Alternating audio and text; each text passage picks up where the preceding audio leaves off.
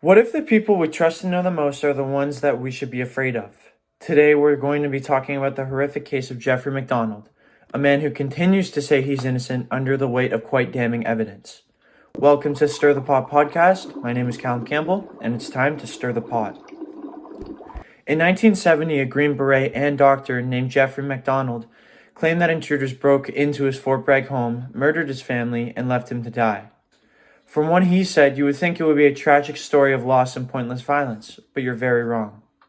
After investigators looked into the details, cracks in his story began to rise. Was Macdonald a grieving father and husband, or was he a manipulator who staged a crime scene to cover up his own? Today we're going to be talking about how Jeffrey Macdonald is a liar, and how his pleas of innocence might be far from the truth. Now for you, my dear listener, to understand this case, we must look at the evidence against Macdonald. His story is based on the idea of 4 insane intruders, 3 men and 1 woman, breaking into his North Carolina home and killing his family while chanting some very odd things. Investigators found this story to be inconsistent and unsupported by any actual physical evidence. Now, there's a few things to talk about in relation to the case. These are the inconsistencies in Jeffrey Macdonald's timeline, the forensic evidence found, and also the lack of any proof for the intruders he described. So why don't we start with Macdonald's accounts of what happened? According to him, there were 4 intruders, a woman with long blonde hair and a floppy hat, and 3 men. He claimed that they broke into his home chanting, quote, "Assiv is groovy, killed the pigs." Weird, I know. He claimed that these individuals attacked him and his family and left him unconscious. Now this is the really important thing. His injuries were very minor. Unlike his family, he was slightly injured. He was bruised in the chest with a slight puncture wound and a few scratches. Now, Macdonald's pregnant wife, Colette, was found on the floor of the master bedroom, laying on her back. She was found with one eye open and a breast exposed, several stab wounds, a fractured skull, and broken forearms. It had appeared she had been clubbed all over her body. The wounds on her arms were a result of her defending herself from an attacker. Now, his daughter Kimberly was struck several times in the head. The first strike resulted in her blood splattering all in the direction of the master bedroom. The entire right side of her face was bruised and distorted, making her nearly unrecognizable. Similar to her mother, Kimberly's skull was fractured in several different places along the top of her head, which some pieces of skull were being exposed. There were also 10 stab wounds found in her neck. Kristen, the other daughter, had 12 massive wounds on her back, 4 to her chest and 1 in her neck. The wounds on her back were found to have been penetrated her heart and resulted in serious internal bleeding.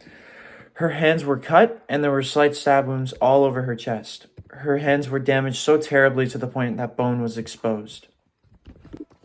Now the question rises, how can Jeffrey Macdonald, who was the apparent main target of this attack, escape with minor wounds when his entire family was brutally murdered? Investigators argued that the injuries sustained by Macdonald were self-inflicted, which would make sense, and that he staged them to lend credibility to his story. There's also the timeline itself. Macdonald claimed he woke up after the attack and tried to revive his wife, yet evidence says that he spent lots of time staging the scene before calling law enforcement. Now, why would an innocent man change a crime scene? This was the first part of the case that questions his innocence. Now, we also have to look at the forensic side of the case, which is arguably the most important part of it. Macdonald's pajama top was a key piece of evidence throughout the case. He claimed it was torn when he was defending his wife from the intruders, yet forensic experts found something far more problematic. The pajama top had multiple small puncture holes that aligned perfectly with Colette's wounds when the garment was laid flat. This suggested that the top was placed on her body and stabbed after her death, not during a struggle. Now, this is an off-putting detail that points right at Macdonald's involvement. Another thing is that the fibers from the garment were discovered in every room of the house where the murders occurred, even in places Macdonald claimed he never entered that night. This gave even more evidence that pointed to the fact that he was staging the crime scene. And if it hasn't gotten bad enough for him, there were also 4 different blood types found throughout the house. See, in the 1970s, forensic science was not nearly as advanced as it is today. They did not have advanced blood tests that could help determine the events that perspired. However, they could determine blood types. As a result of pure genetic luck, each member of the Macdonald family had a different blood type. This means that each part of the house where blood was found could be linked to one of the victims. They found type A blood in the master bedroom, which belonged to Colette, his wife. The word pig, P-I-G, was written in blood above the bed, meaning that the murderer killed Colette and rubbed her blood on the headboard to create this word. In Kristen's bedroom, type A blood, which is the wife's blood, was found all over, on the roof, the walls, and the bed. Beside the bed, however, was a pool of type O blood, which is Kristen's. There were bloody footprints leading out of the room that matched Macdonald's bare left foot, and the blood matched that of Colette. Now, outside of the home, a long plank of wood was found containing hairs and a red stain. The stain was determined to be a mix of type A and AB blood, which is Kimberly's. The club also bore fibers of Macdonald's pajama shirt. Authorities found a knife and an ice pick outside of the home. Now, there's many more examples of this throughout the home. If you guys want to go look and read through it, go to casetext.com and find this case there. It is absolutely horrific. So let's talk about the intruders, the supposed hippie gang that Macdonald described in detail. Despite his vivid account, investigators found no physical evidence to support their existence. There were no unidentified fingerprints, footprints, or DNA found at the scene, and the kitchen knife Macdonald claimed the intruders used was discovered to have been taken from his own home.